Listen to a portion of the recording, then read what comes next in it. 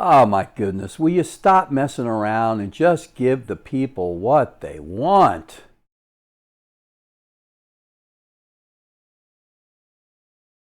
Hey, welcome to another video. This is one that I admit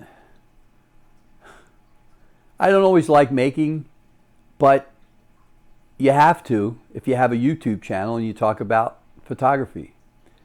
It's also the June photo of the month, so you're going to see some images come across the screen here pretty soon from a few of my subscribers. And you're welcome to join in. I say it every month. If you'd like to add your name and add your image, it's not a critique. Just go to my website, leave me an email, and I'll tell you how to get the image to me. And you can add your image. I've been doing it for almost a year now. I don't know how many more months I'm going to do it. I told everybody I would do it for at least a year. So you're going to see some images come across the screen. A few of them are going to be mine, and some of them are going to be from my subscribers. And you're welcome to join in. But I wanted to talk about if I could only use one lens for the Nikon Z system, and for my friends across the pond and other parts around the world, the Nikon Z system, what lens would it be? It would be the 24-to-120 f4. And a lot of people are saying right now, you're nuts. And I say, no, I'm not. Because they're going to say, that's not the best landscape lens. No, it's not. That's not the best lens to shoot weddings. No, it's not. That's not the best sports lens. No, it's not. It's certainly not the best wildlife lens. No, you got me there. No, it's not. It's not the best travel lens. Well, that one may be debatable. It's not the best portrait lens. No, it's not. However, it does all those things. And it does all those things pretty well. You know, it's debatable if it's the best travel lens that Nikon has. People can debate that one. I almost think it is. Somebody else might think, well, it's the 24-to-70 because it's sharper, or it's this, or it's that. You know, and it's a 2.8 lens instead of an f4. Well, you know what? In this day and age, bump your ISO, you're okay. One stop of light doesn't mean as much as maybe it did 50 years ago. Well, you can't do astrophotography with it. Well, you got me there. You know, go buy the 21.8. But the point is that you can shoot portraits with this lens. You probably could use it as a wedding lens, at least as a backup. It's a very good travel lens. It's a very good landscape lens. I use it for wildlife because I use it for wading birds. My friend Henry, that if you watch my videos, you'll see him. I can get within a couple of feet of Henry. So 70 millimeters is all I need, and this goes to 120. And some of my favorite wildlife images came from the 24-to-120 f4.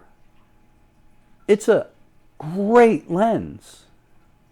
And if someone told me I could only have one lens for the Nikon Z system, it would be that lens. But again, now in my last video, I talked about you have to know who's giving the presentation and why they're saying what they're saying. And in this case, it's very much true. I like shooting a lot of topics. I like shooting a lot of different subjects.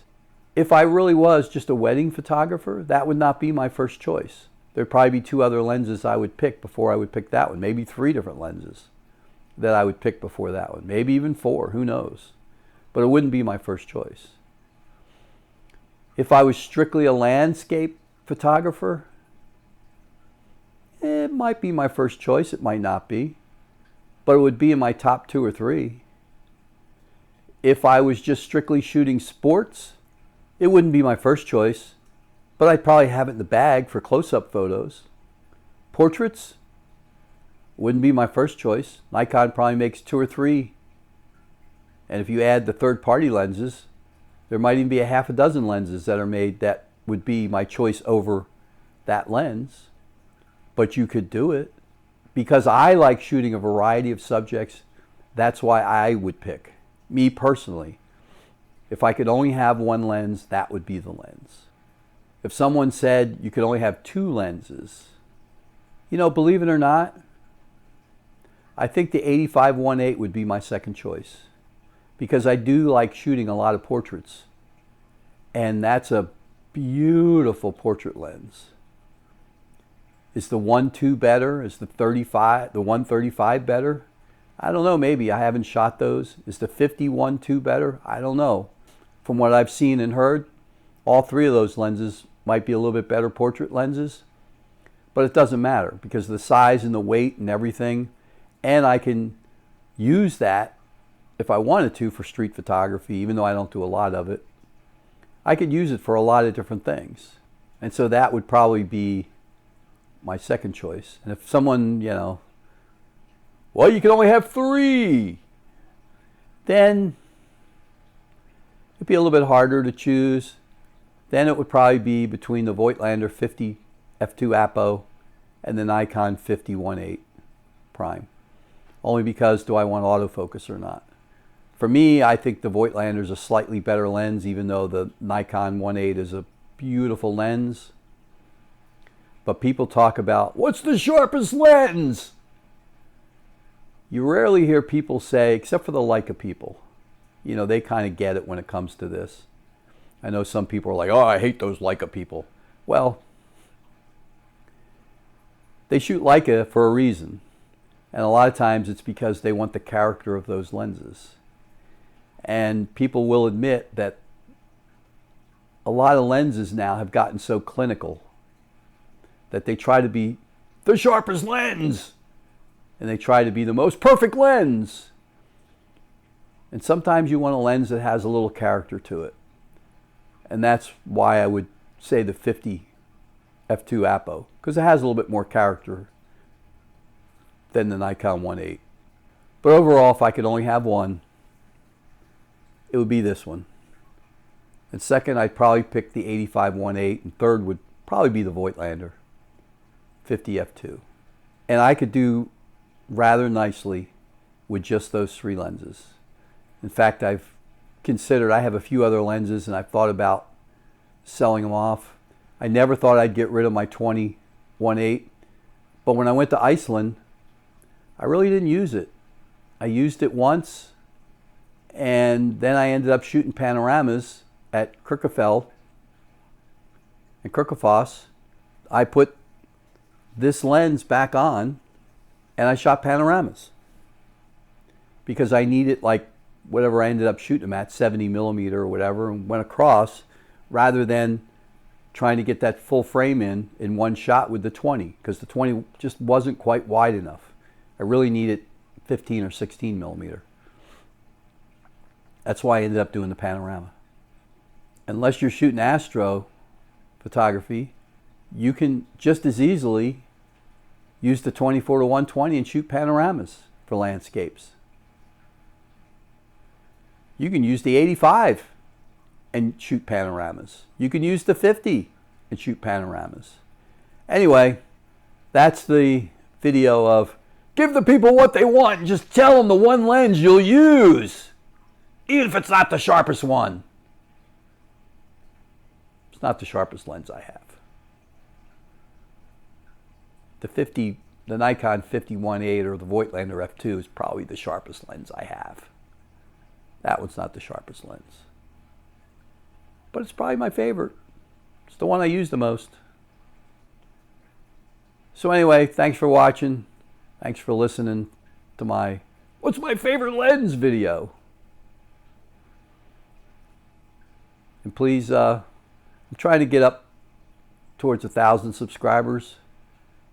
I think in the video after this, I'm going to mention a giveaway just so I can try and get to 1,000 subscribers. Sorry to disappoint you. It's not going to be a Nikon Z8 or anything like that. It's just going to be one of my little images. But anybody who's a subscriber is going to be eligible. Anybody who watches my videos is going to be eligible. So if you want to watch a future video and maybe get in the contest or the giveaway, please subscribe. If you don't mind, even hit the like button, please. Please. All right. Till next time, thanks for watching. I really do appreciate you. I really do. I really appreciate you. Take good care. Bye.